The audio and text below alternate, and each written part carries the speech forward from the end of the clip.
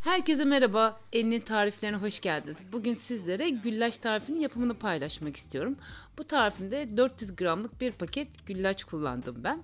Şimdi öncelikle şerbetini yapmayla başlayalım. Bir tencereye 2,5 litre süt alıyorum ve içerisine 2 su bardağı kadar toz şeker ilave ediyorum. Videonun başında şunu belirteyim ki biliyorsunuz malzeme listesini detaylı olarak ve kullandığım kap ölçülerini açıklama kısmına ekliyorum. Oradan kolaylıkla takip edebilirsiniz. Videoyu izlerken takip etmesi zor oluyor, haklısınız. Evet, 2 su bardağı da şekerimi ilave ettim. Şöyle bir karıştırıyorum.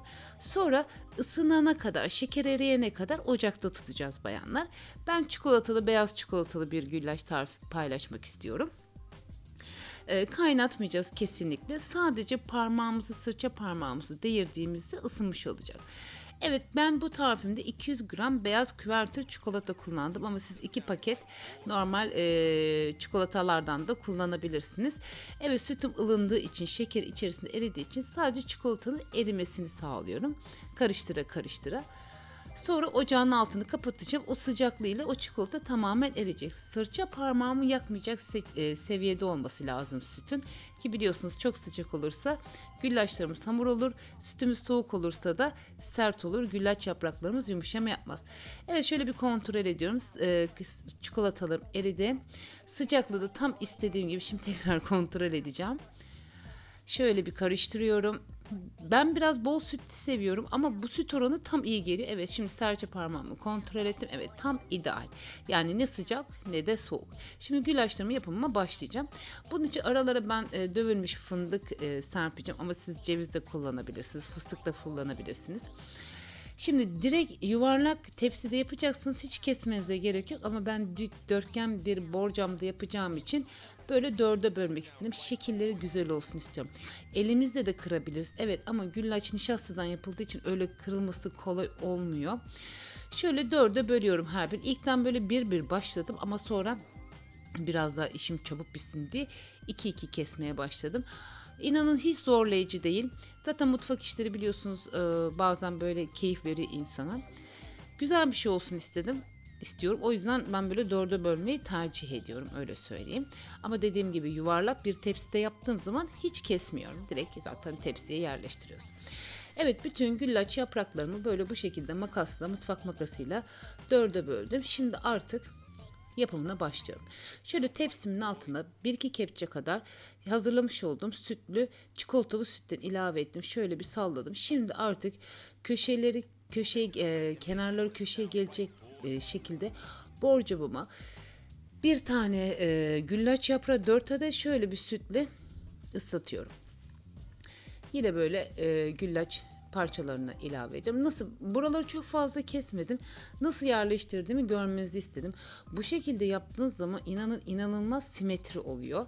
Yapması da keyifli oluyor. Yemesi, kesmesi, sunumu, her şey çok kolay oluyor bu şekilde yaptığınız zaman. Şiddetle tavsiye ederim. Sizi kesmesi hiç gözünüzü yormasın, büyümesin. Hakikaten çok da kolay oluyor.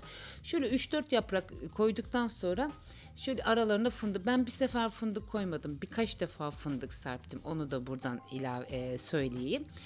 Yine böyle birkaç yaprakta her yaprakta sütle ıslatıyorum ve 3-4 yaprakta bir fındık serptim aralarına, öyle söyleyeyim. Şu ortaları, köşeleri gelecek şekilde de yaptığınız zaman inanın çok daha güzel oluyor.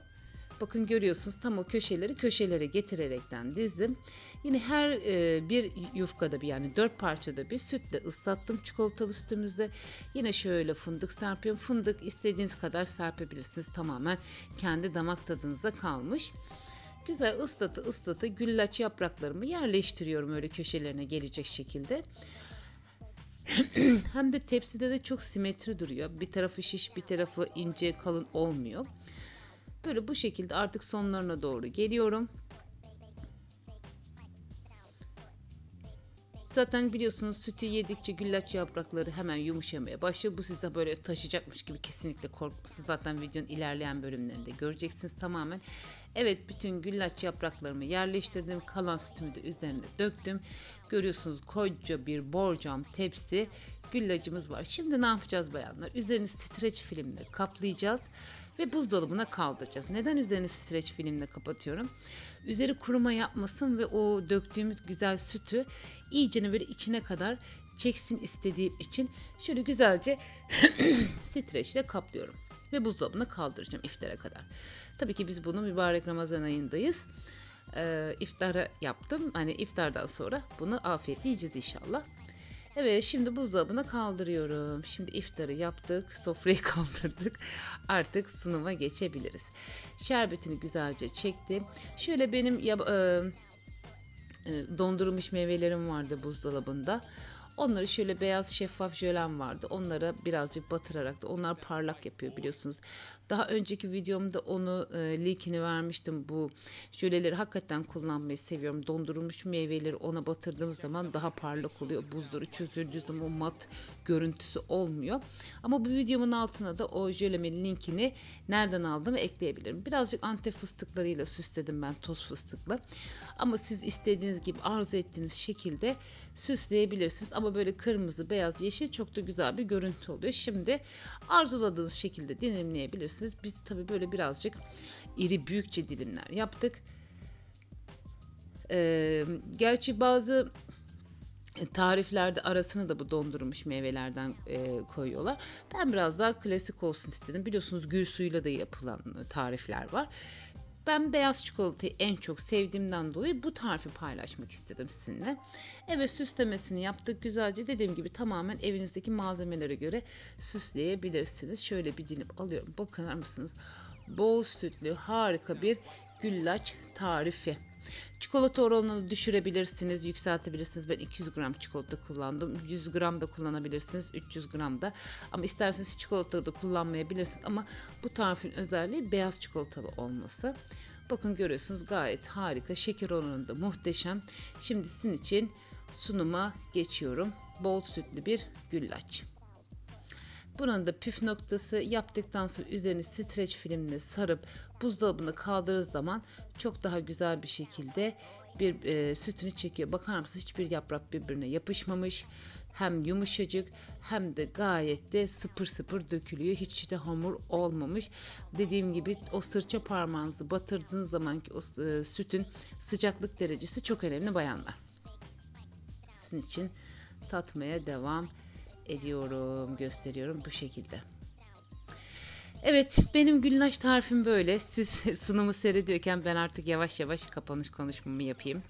Umarım güllaç tarifimi beğenmişsinizdir. Deneyecek olan arkadaşlarıma şimdiden afiyet olsun diyorum. Daha başka, daha güzel, daha pratik tariflerde tekrar görüşebilmemiz için lütfen kanalıma abone olup ufak da bir amacı da olsa yorum bırakıp da beni desteklerseniz çok mutlu olurum.